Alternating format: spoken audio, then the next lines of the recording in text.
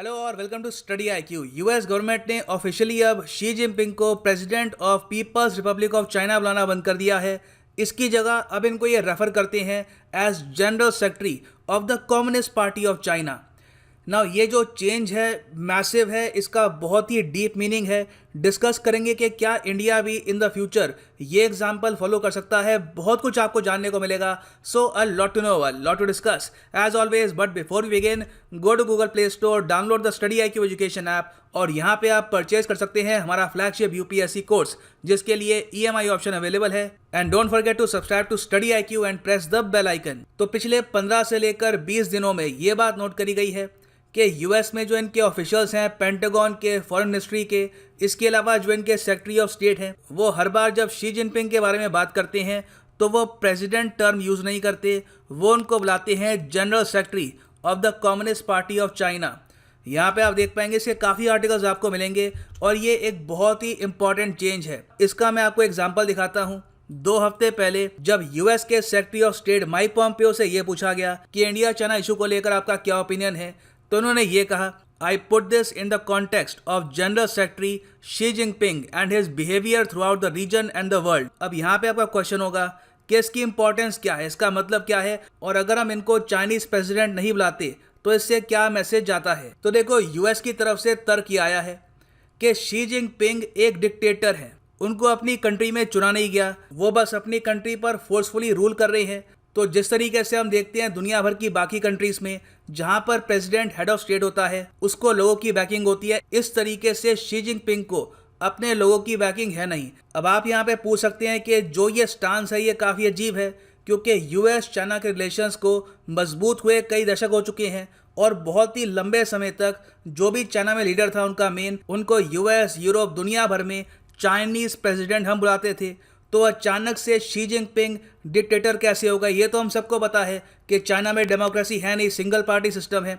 Well देखो, इसका answer भी यूएस ने प्रोवाइड किया है। यूएस यहाँ पर ये कह रहा है कि इससे पहले at least communist party of China के अंदर ही इंटरनल डेमोक्रेसी थी, कुछ वोटिंग होती थी, कुछ टेन्योर होता था कि एक व्यक्ति अगर प्रेसिडेंट बना है तो मैक्सिमम 2 टेन्योर या फिर 1 टेन्योर के आसपास जो भी उनको टेन्योर मिलता है उसके हिसाब से वो अपना टेन्योर पूरा करेंगे और फिर कोई और आदमी आएगा वो पावर संभालेगा। मगर शी जिनपिंग ने खुद को कह दिया है चाइना का प्रेसिडेंट फॉर लाइफ। जब तक वो जिंदा है कोई और आदमी चाइना का प्रेसिडेंट बनेगा नहीं। तो इसलिए यूएस ने कहा है कि ये सब जो यहाँ पर इंडिकेशंस हैं ये एक डिक्टेटर के हैं, एक अथॉरिटेरियन डिक्टेटर जो अपने लोगों का सपोर्ट एंजॉय नहीं करता, जो अपनी पार्टी में ही बहुत से लोगों का सपोर्ट एंजॉय नहीं करता। तो इसलिए शी जिनपिंग को प्रेसिडेंट बुलाना ठीक होगा नहीं, ये इनको बुलाएंगे general secretary of the communist party of China, not even the People's Republic of China. इनको सीधा हम यहाँ पर रेफर करेंगे as a head of a political party in China. और बाय द वे, ये जो मैंने आपको स्टेटमेंट दी है ये आई है from US China economic and security review से। यूएससीसी एक बहुत ही इंपॉर्टेंट संगठन है जो यूएस गवर्नमेंट के अंडर काम करता है। पिछले साल जो इन्होंने रिपोर्ट पब्लिश करी थी वहां पर ही इन्होंने ये बोलना स्टार्ट कर दिया था कि शी जिनपिंग को ये अब प्रेसिडेंट नहीं बुलाएंगे, रादर इनको ये रेफर करेंगे as general secretary of the People's Republic of China. Last time आप अगर देखो कि ये चेंज कब किया गया था तो याद आता है कोल्ड वॉर का time.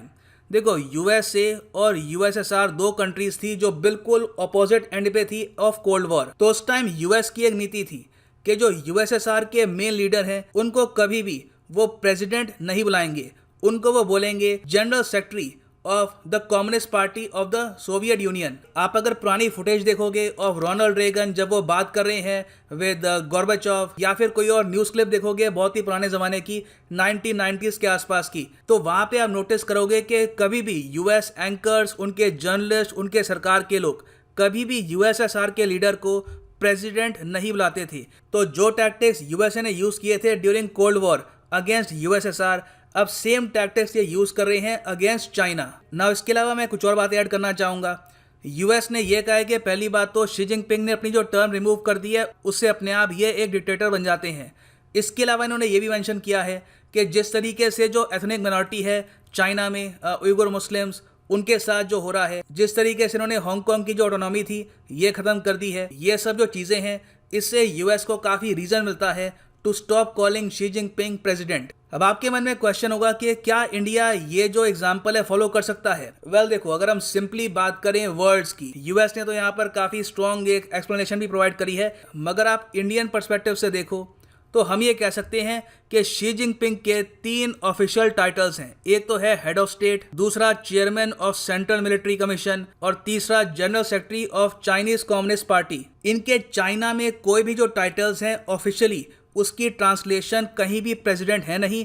Even though China foreign policy में काफ़ी बार कहता है कि कंट्रीज शी जिनपिंग को एज प्रेसिडेंट रेफर करेंगे। तो यहाँ पर यह भी एक काफ़ी अच्छा रीज़न है for countries like India, Australia, Japan कि हम लोग भी in the future she Jinping को प्रेसिडेंट की जगह general secretary of communist party of China बुलाना स्टार्ट कर दें। अब इस सब के बावजूद एक और क्वेश्चन आपके माइंड में ये हो सकता है कि इससे फ़र्क क्या पड़ेगा? चाइना में जो इंग्लिश प्रिंट मीडिया है वो उसकी जानकारी काफ़ी हद तक कम जाती है, वहाँ पर ग्रेट फायरवॉल है।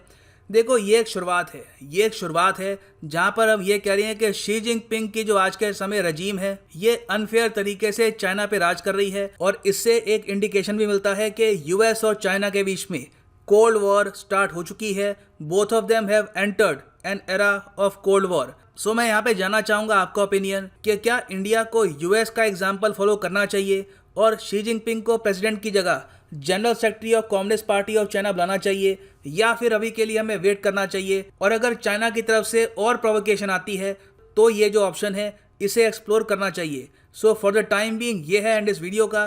Thanks for listening and as always God bless you all.